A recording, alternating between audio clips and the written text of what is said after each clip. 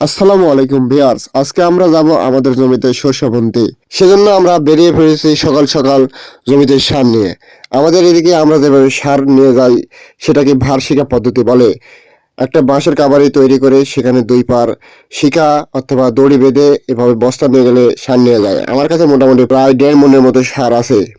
সেই সার নিয়ে আমি যেতে যেতে পড়ে গেছি, সেজন্য আমি মাথায় করে এক বস্তা করে নিয়ে যাচ্ছি, কারণ এত ভারী সার নিয়ে আসা আমাদের পক্ষে সম্ভব না। আমাদের জমিতে এসে একটা চাষ করা হয়ে গেছে, তারপরে আমরা আরেকটি চাষ করে সরষা বুনবো। আমি সরিষা বুনতে পারি না, সেজন্য আমার বাবা সরিষা বুনেছে। আমি এবং আমার ছোট ভাই দুজনে সার ছিটাচ্ছি। আজকে আমরা জমি বুনবো মোটামুটি 1 বিঘা 5-6 কাঠার মতো, সেজন্য আমাদের অনেক সার নিয়ে আসতে হয়েছে।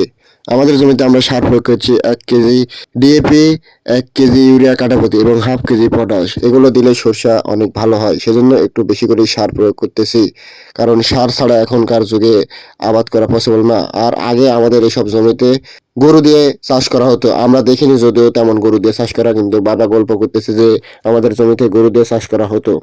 কিন্তু এখন আধুনিকতার ছোঁয়াপে ট্রাক্টর দিয়ে জমি চাষ করতেছে, নিমিষেই অনেকগুলো জমি চাষ করা হয়ে যাচ্ছে। সেজন্য আমাদের সময় লাঘব হচ্ছে, পরিশ্রম কম লাগছে এবং ফসল তাড়াতাড়ি উৎপাদন করা সম্ভব হচ্ছে। আধুনিকতার ছোঁয়া এসে আমাদের অনেক উপকার হয়েছে। এইদিকে আমরা সার ছিটানো শুরু করে দিয়েছি এবং আমাদের এইদিকে অনেকগুলো কাঁকড়া অথবা ট্রাক্টর এসে জড়ো হয়েছে, যেগুলো দিয়ে আমরা হাল বয়ে নিই। এবং এখানে একটা ঝামেলা হয়ে গেছে। ঝামেলা বলতে, আমরা আগে আমাদের একটা মামা আছে যাই ভাড়া গাড়ি নিয়ে এসে আমাদের জমি চাষ করে দিত, কিন্তু আমাদের গ্রামেরই একটা ভাই আমাদের জমি চাষ করে দিতে চাচ্ছে এবং তার নিজস্ব ট্রাক্টর। সেজন্য আমরা আগের দিন তাকে বলে রাখছি। আমাদের মামা এসে বলতেছে, কেন ভাই আমাদের কাছ থেকে জমি চাষ করে নেবে না?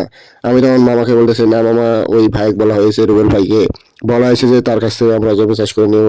তার নিজস্ব ট্রাক্টর এবং আমাদের আরো জমি আছে, সেগুলো চাষ করে নেব, সেজন্য তাকেই বলা হয়েছে। যদিও ওই মামার কাছ থেকে আমরা আরো 1.5 বিঘা একটি আছে সেখানে চাষ করে নেব, কিন্তু এই রুবেল ভাইকে সেটা বলবো না, কারণ দুজনের সাথে আমাদের সম্পর্ক রাখতে হবে। কারণ অনেক সময় এর হাল সবসময় পাওয়া যায় না, কিন্তু ওর হাল তখন পাওয়া যায়। সেজন্য আমরা দুজনের কাছ থেকেই চাষ করে নেওয়ার চেষ্টা করব। আমরা আজকে অনেকগুলো জমি চাষ করব। আমাদের জমি আবার টুকরা টুকরা জমি, কোথাও কোথাও 5 কাঠা, কোথাও 6 কাঠা, কোথাও 10 কাঠা, কোথাও 2 কাঠা, এভাবে টুকরা টুকরা হওয়ার জন্য আমাদের একটু সময় লাগবে। সেজন্য আমরা একটু ওয়েট করতেছি, কারণ একটা চাষ করার পর সরিষা বললেই সেই সরষের গাছটা মোটামুটি ভালোভাবে উঠে। সেজন্য আমরা দেরি করে চাষ করে নিচ্ছি। সকলে ভালো থাকবেন, সুস্থ থাকবেন এবং আমাদের চ্যানেলটি সাবস্ক্রাইব করে পাশে থাকবেন। ধন্যবাদ।